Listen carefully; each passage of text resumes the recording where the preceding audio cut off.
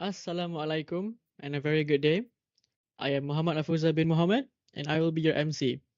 First and foremost, on behalf of the organizer, we would like to extend our sincere gratitude and welcome to all of the participants who are in attendance today. And we sincerely appreciate you taking the time to participate in this event. Before we proceed with the talk, we would like to invite Muhammad Shafiq bin Muhammad Shahrul to lead a prayer.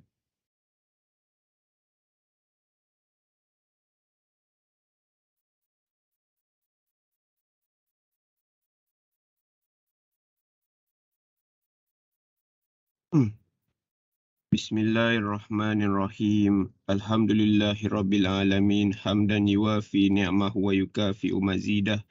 Ya Rabbana lakal hamdu kama yanbaghi li jalali wajhikal karimi wa azimi sultanik. Allahumma salli wa sallim ala Sayyidina Muhammad. Ya Allah, Ya Rahim. Praise be to God, the Lord of the worlds. Peace and blessings be upon our Prophet Muhammad sallallahu alaihi wasallam and his companions, and for those who followed his example till the judgment day. Allahumma ya Allah, on this blessed evening, in conjunction with the Spectrum 3.0 petrochemical industry, sustainability in industrial engineering and green manufacturing practices, we beseech thee and grateful towards you in favor of all the infinite blessings to us, your humble servant, to live a safe and prosperous life. We seek your blessing for a flawless progress of this event from the beginning till the end. We seek your guidance to steer clear of events that would be detrimental to the progress of this event. Ya Latif, Ya Rahim, bestow peace to our beloved country Malaysia, preserve us from any threat and disaster, either man-made or natural disaster. And to you, Ya Allah, we ask for security and prosperity upon us, our leaders, and our country. Bestow patience in us in order to face the challenges from you.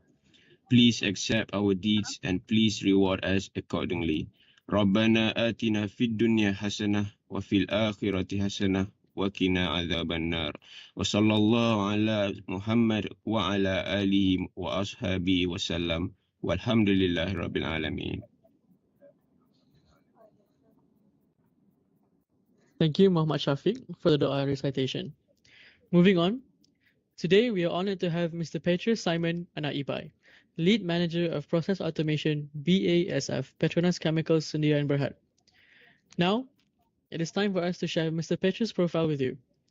Mr. Petrus Simon is a chartered electrical engineer specializing in instrumentation, process automation, and functional safety with over more than 10 years of extensive international experience in managing, consulting, and hands-on working for all phases in the life cycle, such as design, engineering, commissioning, operation, maintenance, decommissioning, and retrofitting for global process automation integrators and major operators in the upstream and downstream sectors, including oil and gas, chemicals, petrochemicals, nuclear, and power generation industries.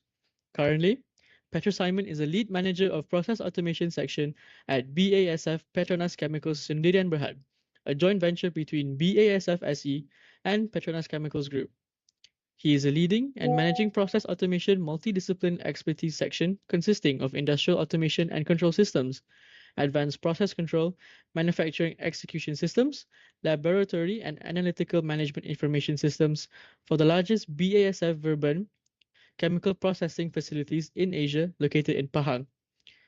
With 3 production complexes consisting of 25 plants, integrated utilities, and marine loading facilities. Petrus Simon also acts as a managing partner and principal consultant for Simon & Simon Consulting, an engineering consulting company specializing in industrial automation and control, functional safety, advanced process control, and alarm management based in Kuantan, Pahang, Malaysia. We are very privileged to have you with us today. Once again, it is my great pleasure to welcome all of you to the Spectrum 3.0 and CPE680 Industrial Lecture. This event is conducted by SPE UiTM Student Chapter in collaboration with subject as CPE680, Leadership and Ethics for Engineering. For your information, Spectrum is held every semester to improve and help oil and gas students to gain more knowledge about the industry. Ladies and gentlemen, without any further delay, Please welcome our guest speaker, Mr. Petrus Simon Anaibai, Lead Manager of Process Automation BASF Petronas Chemicals Sdn Berhad, to deliver his talk on the sustainability in industrial engineering and green manufacturing practices. Please give him a big welcome, and I hope all students can cooperate to open the camera during this talk.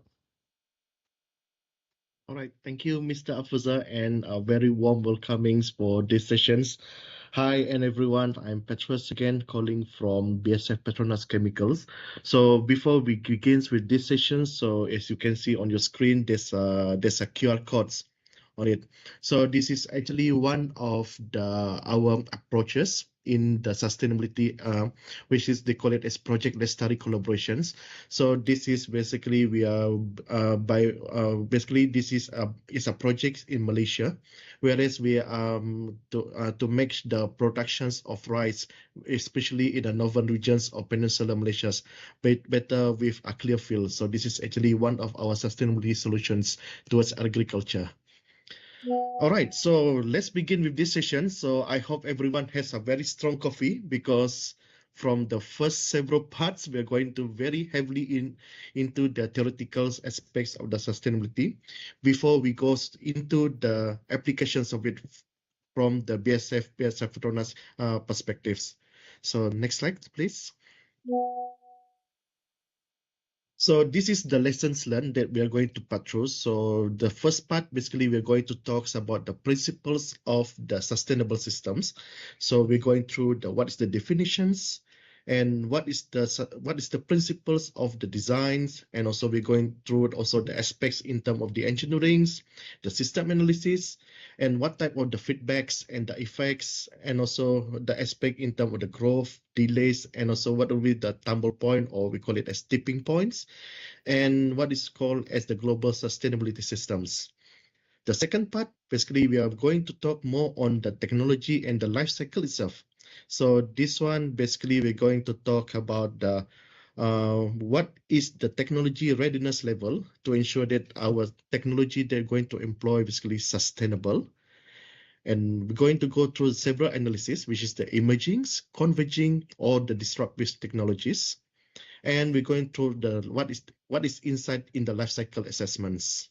Next slides, please. On the part 3 of the theory, so basically we are going to go for the metrics for the evaluations. So we're going to assess what is the impact of the technology from the 3 elements, which is the environmental, the economics, and also the social metrics. And in this case, after we evaluating all the 3 elements, so they're going to see how sustainability is the technology that we're going to employ. And of course, to find the balance between all the 3 metrics, of course, we're going to go through the metric balance. From the part 4 until part 6, we are going to go through a deep dive from BASF and Petronas Chemicals Group view on the applications of the sustainability approaches, which is like the circular economy. We're going to talk very details about it after this. Because and also what it means by the circular feedstocks, which is this is actually a proprietary, it's a cave cycling biomass balance approach. And then we're going to go through what is the new material cycles, and the last part will be on the business models. All right, so let's begin with the part 1. Next slide, please. All right. So we're going to go through the overview. So basically, the part 1, we're going to answer the very important questions. Is this method, product, or the design good for our future, or should we make better for it, or we look for the alternatives? So basically, this part, basically, we want to set the context. So of course, we're going to get introduced into what is the principles of the sustainability designs. And basically, we are going to see what is the interactions of this principle across the 3 elements, the environmentals, the economics, and also in the social factors. All right, next. So the learning objectives for this part, supposedly you are able to understand what is the definitions and the principles of what is meant by the sustainable development. and how we're going to see these principles is applied to the design and the engineerings. And of course, we're going to recall the basics of the system analysis. This is very, very basics. And how we're going to use this approach to a simple systems as an example, for example, later on. And also to identify what is the role of technology in the sustainability framework. So because I'm going to hand over these slides also after the end of the session, so don't bother to write anything. So I understand that from from the faculty, they're been assigned an assignment to learn more about this topic. So basically this is several references that you can refer to. So there's a lot, and I believe this will be your first assignment of reading. All right, maybe we can start next. Right, next. All right, so this is the sustainability definitions. In essence, sustainability means a capability of a system to endure or maintain itself. So basically these definitions, if it comes into a different disciplines, of course, the meaning will be different. If we look back into the, if we look back into the into the history of the mankind, for examples. So the concept of this sustainability is very connected to the human-dominated ecological systems. So basically even from the earliest civilizations to the present. For example, if we look from the Egyptians. So basically a particular society, they might experience a local growth from what examples, the Egyptians, and also developmental success, which is, of course, over the time, they're going to face several crises and so on, which is, this is part where the sustainability is questioned. If they're able to resolve the crisis, so there becomes sustainability, or if they're not able to resolve it, then this is leading to their community to decline or even extinct. But in the context of what we're going to talk about today, so this is very strong since 1980s, we see. So the sustainability basically is more used into the sense of the human sustainability on the planet Earth. So this is the concept which is developed and defined by, if you can see in the Brundtland Commissions of the United Nations in March 1987. So it's written as the sustainable development is the development that meets the needs of the present, ours currently, without compromising the ability of future generations to meet their own needs. So it means that in order for us to meet our current sustainability, we shouldn't be deprived the capability of our future generations, your kids, my kids, or maybe your kids' kids, in order for them to meet their own needs. So this is basically the goal. And I can say the report is very long, over than 300 pages. And if you love to have a look on it, so you might download the report from the QR code on the bottom left side. So this is actually on the chapter 2 of the report, which is very close associated with our talks today. And I believe this will be your second assignments to read. All right, next. So this is the 3 pillars that I'm talking about from the early just now. So the 3 pillars of the sustainability, basically we are looking into the environmentals, the economics, and also the social aspects. So for example, for a particular process to be sustainable, it shouldn't cause any irreversible change to the environment. And also it must be economically viable, of course, because the business basically is looking for the sustainability in terms of financials, because we want to earn profits, for example. And at the same time, we shouldn't forget about the returning back to the society. What basically the business can contribute back to the peoples and also to the environment itself. So if you look into the into the figure 1.1, which is on the screens, so basically the sustainability is presented as a synergy between the society, the economics, and also the environments. So the environment aspects is also includes the use of the natural resources, pollution prevention, for example, biodiversity, and also the ecological health. The social aspects basically it includes the standards of livings, the availability of educations, which is what we're doing today, and also jobs, and also the equal opportunity for all the members of society. So basically what we want here is everyone, there should be no one is left behind. So all the people in the society should be treated equally. So this is where we have the diversity and inclusivity. This is what we are, the current hips or the trends in the markets currently.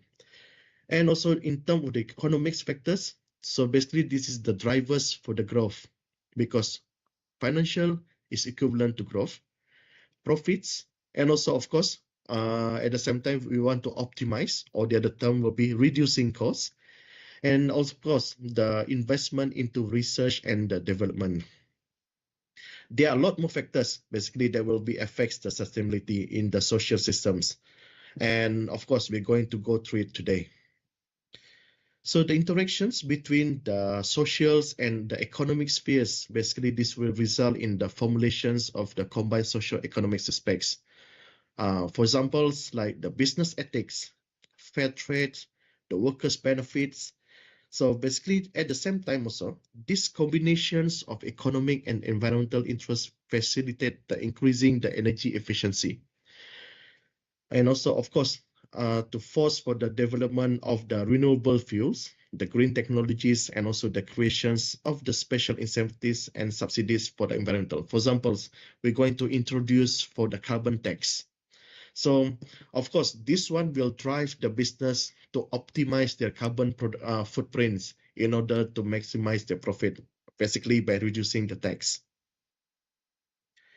So this framework, basically, in some way, is a simplifications, of course, but it's proved to be helpful to identify the key areas of impact and also set the basis for the objective analysis, which is we're going to go through later on.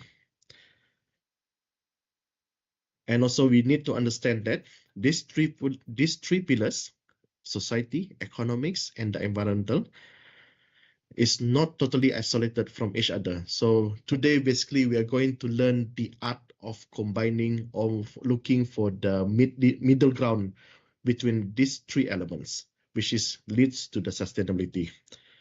And okay, the next one, slide, please.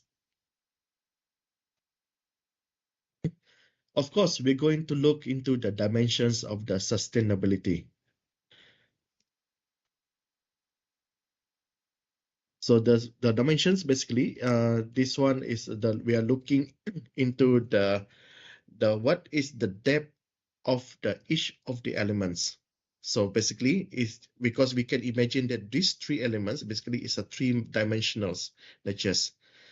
So for example, like environmentalists, and the example they are put on the screens. The environmentalists, maybe they're focusing more on conserving the environments, but they are foregoing the aspects of the economy of it, and also maybe of course they are foregoing the aspects of the socials. The economists, basically they are focusing more on the financials, something like this, but they are foregoing what is good for the environments. So today, basically, we are looking for what is the common ground, or what is the dimensions that we are looking for in order to go for the sustainability. Right, next. All right, so it's also worth to note that when we are talking about the sustainability, so we shouldn't forget about the United Nations 17 Sustainable Development Goal. So this is what we call as SDG. So this is originated from September 2015 during the UN United Nations General Assembly. So we are adopted the 2030 Agenda for the Sustainability Development. So this is basically converged into the 17 Sustainable Development Goals. So this is basically the concept that set the text for our main focus in this course, which is the technology role and also the assessments. So in the next sessions, we're also going to start to see how the technology is sometimes considered as the cornerstones in the society development and of course the survivals. And while some theories heavily bet on the technology as a universal solutions, of course, this is what we are, because, for example, like we are looking for the particle accelerations, for example, in order for us to produce the unlimited energies. But of course, others is more skeptical because this approach somehow there's an adverse impact on the environment, for example. So of course, if you're looking in detail into this SDG, so some of the goals, it can be sound very general. How you want to, I mean, the big question is how to achieve this. And of course, this one will require specific measures. So this is what we're going to do during the technological evaluations in the second chapter. Okay, next. All right, so the principles of the sustainable design. So how the meanings of the sustainable extend into a technical spheres. For example, like engineering, I believe everyone is coming from some is chemical or electrical engineerings, and how this one sounds relevant to us in terms of the design, in terms of the development. So in the sustainable design, usually this term is referred as the way of how doing things or the way of making things. So basically this design, for example, this design usually is driven by a very specific objectives. So for example, like a case that if you want to build reactors, for example, of course, you need to see what is the maximum allowable temperatures for your process, something like that. So basically, you're looking specific into that elements. But however, you are forgoing, is my materials to build these reactors is sustainable? This kind of questions, only environmentalists will start to look into. So that's why such objective, it can be very polar. Depending on how we look, from which angle that we're looking into. So now we're going to see what is actually the sustainable design. Next. All right, so this is a very popular by William McDonough. Actually, it's an American designer, architect, author, and also the thought leader. So basically in 1992, he's talking about if the design is the first signal of human intentions. So our intentions today should be love all the 10 billion to live on our planet by 2050.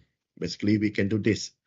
If we imagine and embrace our cities as part of the same organism as the countrysides, the rivers, and the oceans, then we can celebrate ourselves, all species and the natural system we support and that support us. This is actually our design assignments. If your principles and have positive goals, we can rise to these occasions. It will take us and will take forever get to this point. So this is actually this is the message from the McDonough in 1992. And for you to see what is the concepts in terms of the cradle to cradle designs. So basically this is a very vividly explained by William McDonough through this video. So you may watch this video through that QR code later on. Okay, next. So the most important elements from McDonough in 1992, this is what we call it as the Hanover Principles. I think this is quite popular. I mean, this is basically like a living documents which is committed to the transformations and growth in the understanding of our interdependence with nature and of course with the future generations. So there are 9 elements, principles in the Hanover notes, in the Hanover Principles. So the first one will be insist on the rights of humanity and nature to coexist. Basically, the humanity, us, and also nature to live together in a healthy, supportive, means to each other, diverse and sustainable conditions. Number 2, basically is talking about to recognize or to acknowledge interdependence. Basically, the elements of human design will interact with and also depends on the natural world. For examples like your air conditioner, for examples, the if the outside temperature of the split unit is high, so the heat transfer will be very, will be less efficient. So this is basically we recognize our technology is also depends on the environment's conditions. Number 3 is to respect, of course, to recognize and to respect the relationships between spirit and matter. So what is meant by the spirit and matter here basically is to consider that all aspects of the human settlement, including the community, the dwelling, the peoples, industry and trade in terms of existing and evolving connections between the spiritual and material consciousness. Spiritual means is the morals. Yeah, the material is the physical things. Number 4 basically is to accept the responsibility of the consequence of designs. So this is actually is the decisions upon the human well-being, the viability of the natural systems, and of course their rights to coexist. And he's also looking for the create safe objects of long-term value. So it means that in this term is we're going to go for the to design it right, and of course to use it as long as possible with less pollutants or with less confluence. So this element basically is talking about do not burden the future generations with the requirement of maintenance or vigilant administrations of potential danger due to the careless creations of the products, processes, or standards of today's. Okay, the next slides. Right, number 6.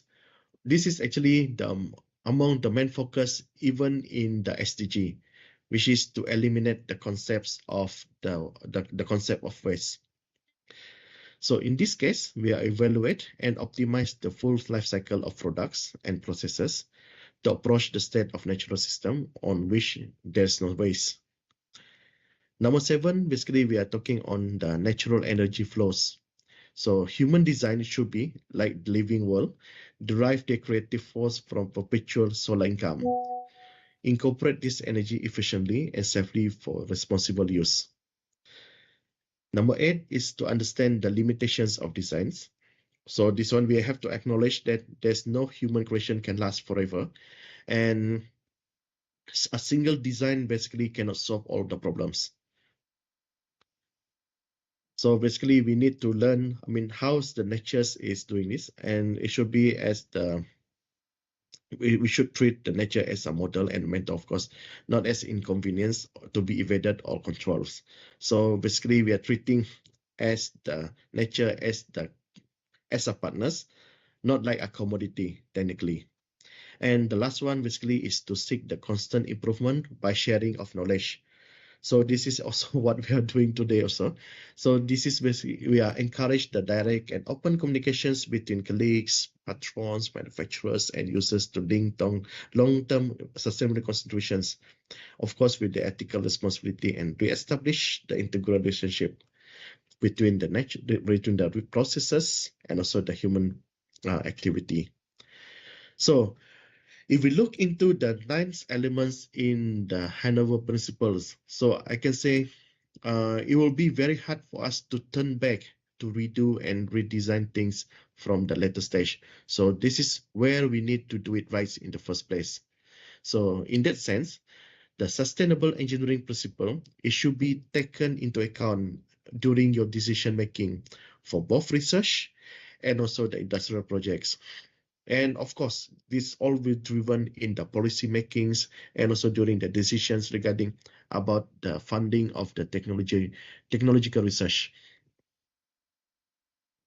And of course, we need to acknowledge that there's been a lot of attempts by academia and also together with industrial institutions so to formulate sustainable engineering principles. All of them, regardless of what type of projects you are in, all of this will always fall into the triangle, the environments, the socials, and also the economic values. So the overarching goals to generate a balanced solutions to, the goal is always to generate a balanced solutions to any engineering problems. So let's say if an engineering project benefits one of these elements only, but it ignores the others, then we're going to have it's a very bad systems that always will create tensions, instability, and also problems in the long run. Okay, next.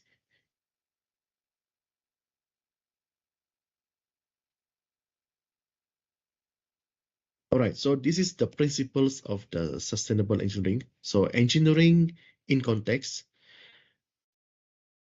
engineering with a conscience, engineering for finite planets and an indefinite future.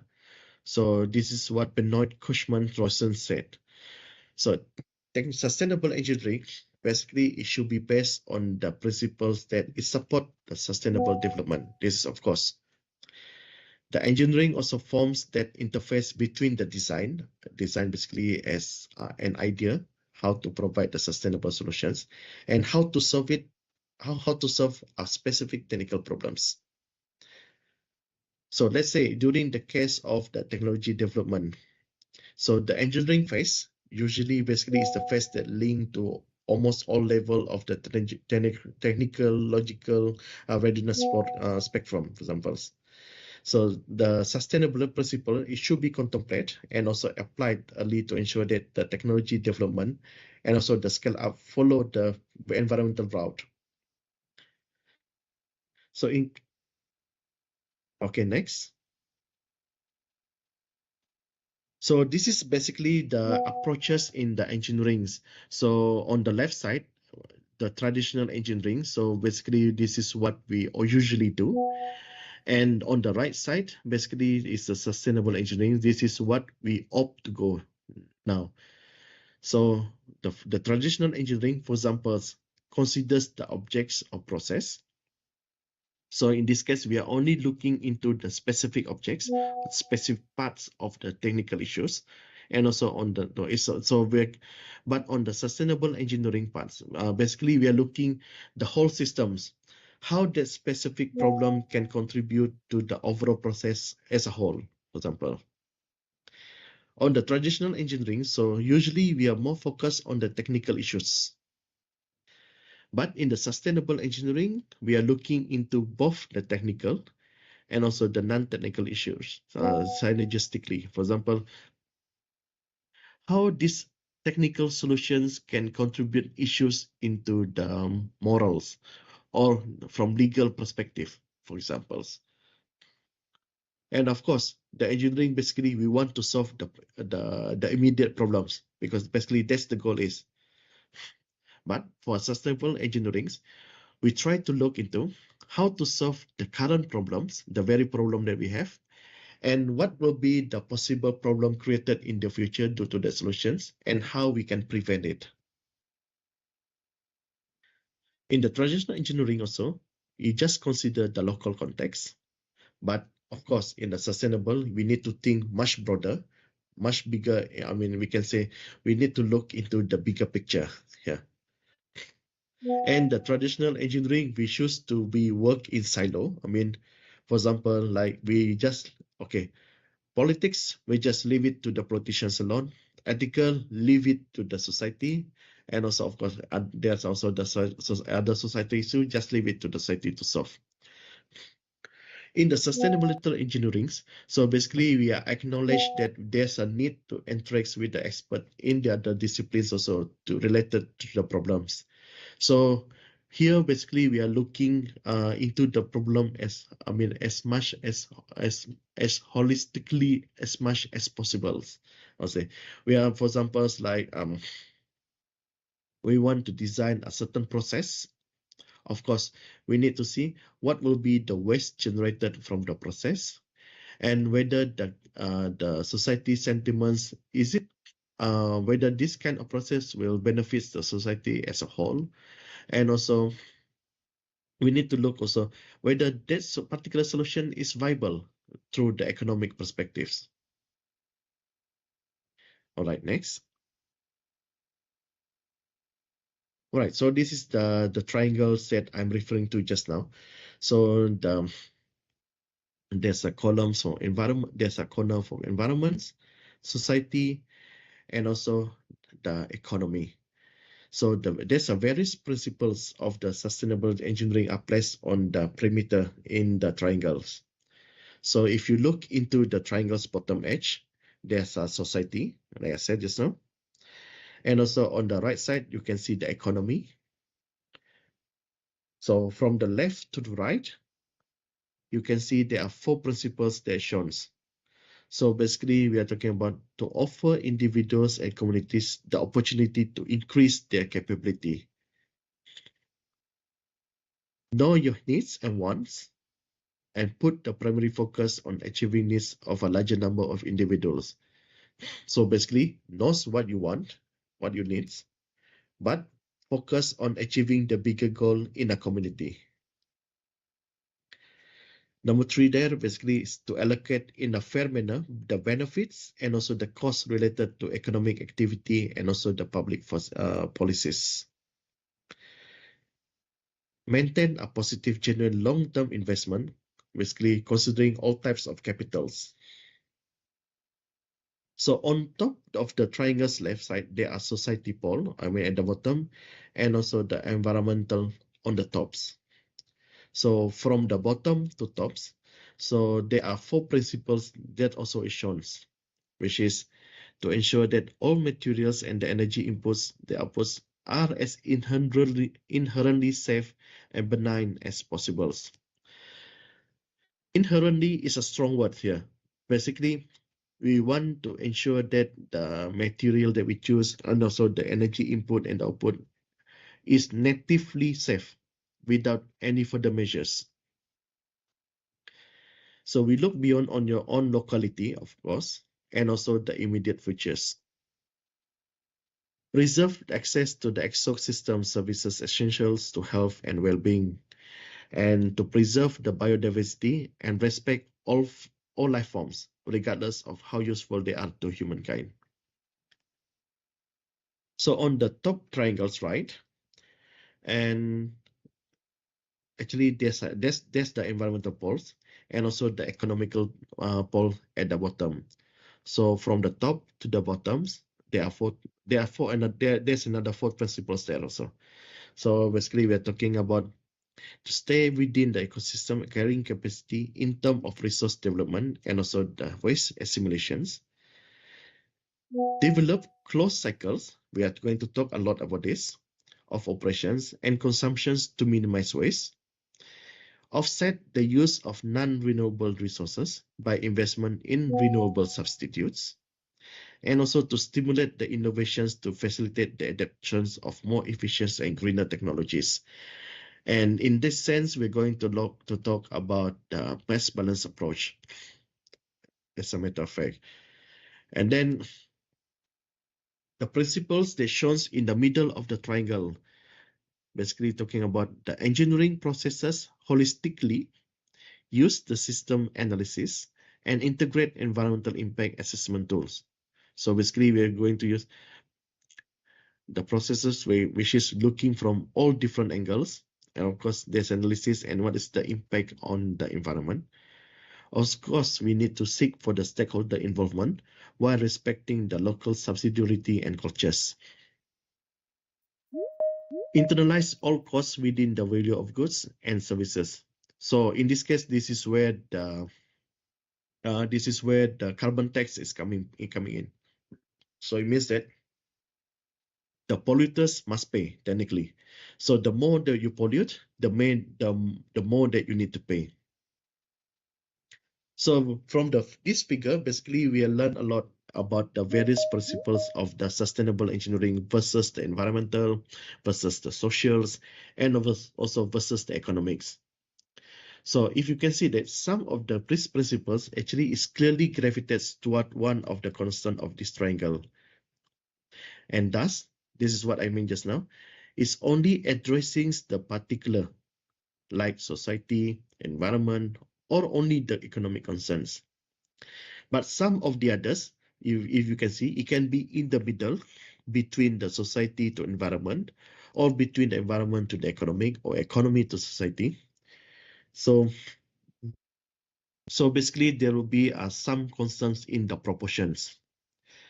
The ideal will be we are looking for something in the middle of the triangles. So basically this is the part where it combines all the three aspects of the sustainability in a certain degree. Basically it's a balance between the three elements. We can say that many sources and also the organizations, they are built on the existing documents, and they also, of course, provide their own visions on this. So I would say that please reflect on these diagrams. And I mean, if you have any questions, so you can still keep it until the end of the sessions, and I would love to answer it a lot. So of course, this is not, I would say this is not this is not the laws, I would say. So basically, we can see that this principle can serve as a guideline for the specific engineering projects. So of course, we're going to look into the specific examples of where the engineering solution is able to address the need and also the benefit of the sustainability without sacrificing any one of the elements here. Okay, next. All right, so this is the roles of technology. So basically, we are talking about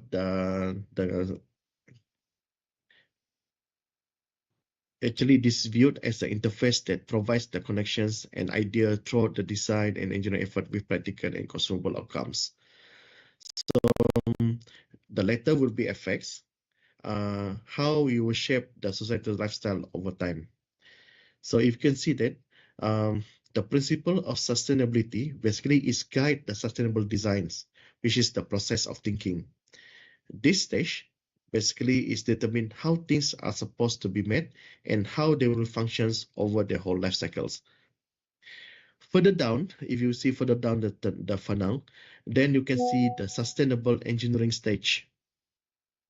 This is the part that deals with technical implementations of ideas. Sometimes this part basically is not so easy to process, and some aspect of the design also may be changed or compromise. So eventually the design and engineering route practically converge. You may have a technology created. So this is the part where your technology is created. The technology provides processes and also products. Only then the benefits of the new ideas and of course the new engineering developments, it becomes available to the society. Then we can identify the role of technology as some sort like a portal of which establish the principles of sustainable design and engineering.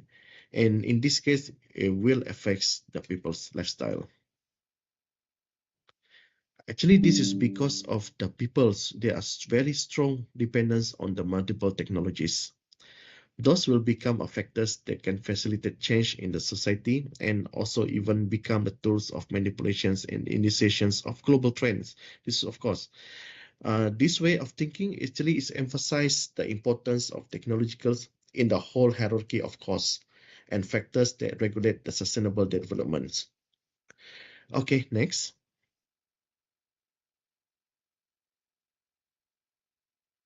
So this is the fundamental of the system analysis. So in this case, we are to try to build the contextual framework to apply the sustainable principles and some background in the system. Of course, this need to be developed. A system actually is an interconnected set of elements that is organized in a way that achieve a purpose. So there are three entities in a systems. There are elements, there are interconnections, and also their purpose or functions. So basically this to ensure the system integrity, and this one is always determine such system properties and behaviors like their development, resiliency, self-organizations, self-repair, and eventually sustainability. So basically by this element, you can tell that you are dealing with systems, not a random collections of components. If you can identify the mutual impacts between the components and also the observed outcome of the behavior over time. and of which is different from the outcomes or the behavior of a separate components on their own. For examples, like if you see a forest actually is a system consisting of trees, a soil, multiple species of flora and fauna, of all of which are interconnected via a food chains, nutrient flows, energy exchange, and also there's a lot of many other chemical and physical processes. So basically, this is a functions to provide the environment and the nutrition to sustaining living organisms. And of course, this is also to produce the oxygen via photosynthesis. If one takes out an element of the systems, for example, if we take out a certain tree species or plant into the isolated environment, or we are taking out one of the animals in the forest and we put the animals in the zoo, for example, those elements will behave differently. And this is also the same as the system will deprive from the certain elements, and this one also will affect and will react to change.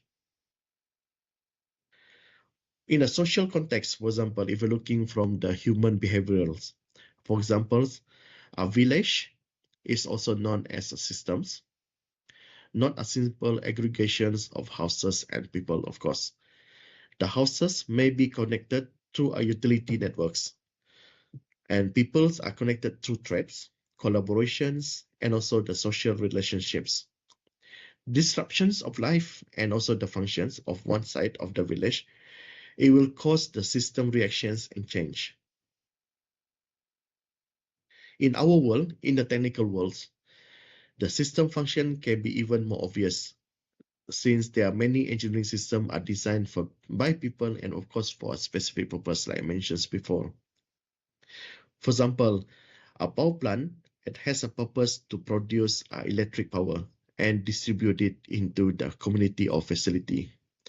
So the power generators basically consists of the equipment, the workers, the transportation means like fuel stocks and etc. Which is all of these basically they are all interconnected in a power production cycles. Okay, next. So this is what I mean with the system elements. So stocks basically is represented by a sort of matter, commodity or goods. So the stocks basically is a cumulative and are characterized by a measurable amounts. For example, like the money in your bank, how many trees in the forest, and how many people living in Kuala Lumpur, for example, and how many amount of food which is stored for winter. So usually the stability of the system, it depends on the maintenance of the stocks. For example, if you don't have money in your bank, so basically you cannot buy foods, technically.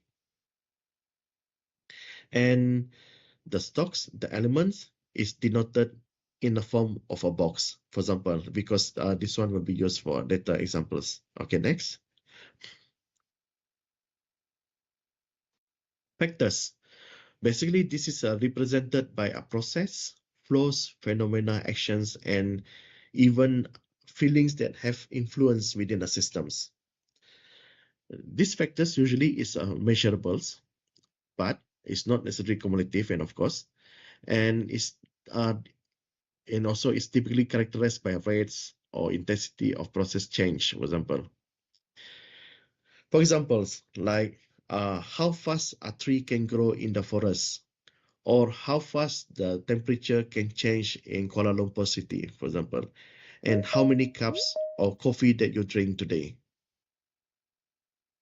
So basically, almost anything can be included as a factor in the system, as long as there's a variations influence. As long as the variation influence will influence the system state or the other elements. Okay, next. The decision points. So this is a special elements that represent the deliberate control of the system by humans. So you know that we can make a lot of decisions, of which may be or not be detected by the system behavior. So all of this basically it depends on the knowledge, the personal choice, what you feel, your political views, conscience, morals, etc. For example, like your willingness to adopt government policies, for example, or your decision, for example, if your decision to invest in the financial stock markets, or your decision to restrict constructions or practices, or even the simplest one, your decision to choose which restaurant is good for you to have your dinner tonight, for example. In a system diagrams, usually we depicted the decision points as a diamonds. Okay, next. In this case, for example, like a positive coupling.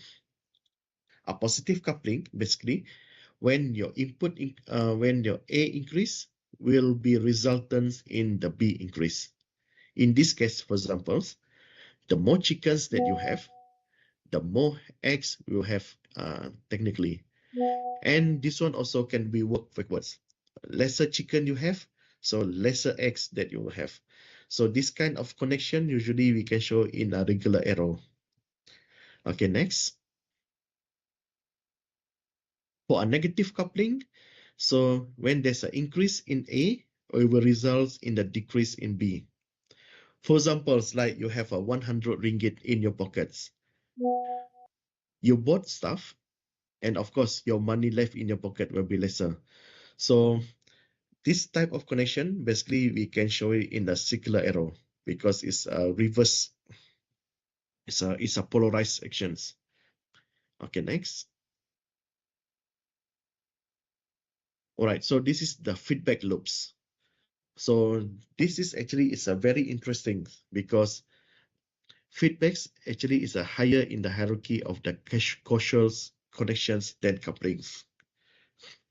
So when you can say when coupling is simply denotes the influence between A to B, and then but a feedback is always in a loop. So that's why it's always contain at least two, but often more couplings in it. So for examples, our theory just now we can say that the more chicken that we have, the more eggs that we have. But imagine that if the eggs that we have, then it becomes like big chickens later on, for example. Then the big chicken basically can produce more eggs. So you can say that we have a cumulative growth here. So technically, the more eggs, the more chicken. So this is actually the feedback. This is the feedback loop here. Okay, next.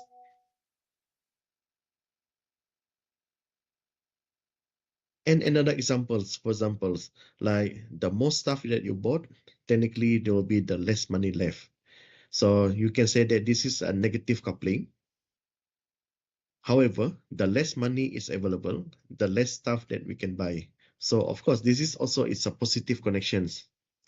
So using these two couplings, basically we can identify the feedback between the loop between these two elements. Okay, next. So this is the examples of a positive feedbacks.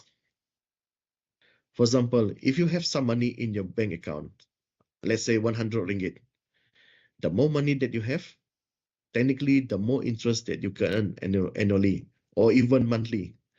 So that interest basically will be accumulated into your bank account and on which you can earn more interest in the future. So that's why you can see how the A basically affects B and how B affects A back in this case. Okay, next. So this is actually how B is affecting A because there's accumulations of your interest. So you can see that there's a growth in the investments. And you can see that in the early years, less active. Over the years, the accumulation will start to exponentially increase. And this one will be start infinitely, technically. Okay, next. Or there's another, for example, like negative feedbacks. For example, like there's a population of deer in the area. So the more deer in the area, basically we can lead to the higher rate of the road collisions, because that you can imagine that the wild animal is crossing the road and the car hits the deer. So the collisions, of course, it will kill certain number of deer. So that's why the population will start to reduce. But you can imagine that if there's a less deer in the area, you can also imagine that the road accident also will become lesser. So we still can see that how the result of the positive couplings in the first point, it will cause it will affect the number of, for example, the high number of deer cause the higher number of collisions.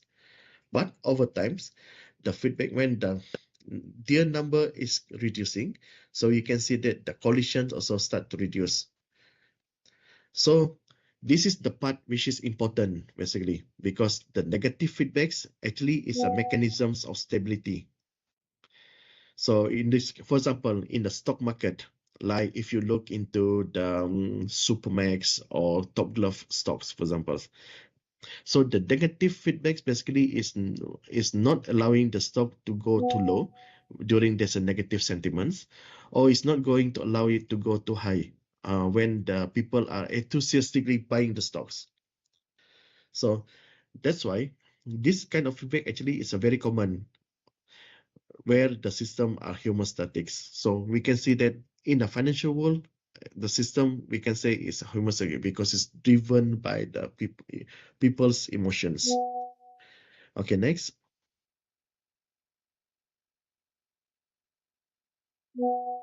Of course, when we consider the system resilience, or the ability to bounce back from disturbance, so we look for the negative feedback loops. So the negative feedbacks also is the reasons for the resistance to change. We can see that sometimes when there's to change the undesirable existing practice is difficult because there's feedbacks acting within the systems. When we want to introduce certain policies, of course, there are people resisting to it because of their psychologicals, because of their experience, like say, which is actually is the feedback of resisting the new policies. So we can see that we need to remember, in the case of the positive feedback, any induced change, it will accelerate in an exponential way. In the case of the negative feedback, basically it will slow down the time because, of course, this is the time when the system start to reach the optimum state. If you still remember about the deer example just now, the road collision basically will optimize the populations of deer in that area. Okay, next.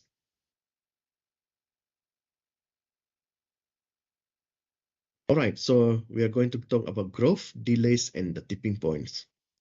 So there are two types of growth that we are going to pay attention. One is linear and the one is exponentials. So linear, basically when the value it grows at a constant rate. So this usually is driven by a positive coupling. Exponentials actually is different.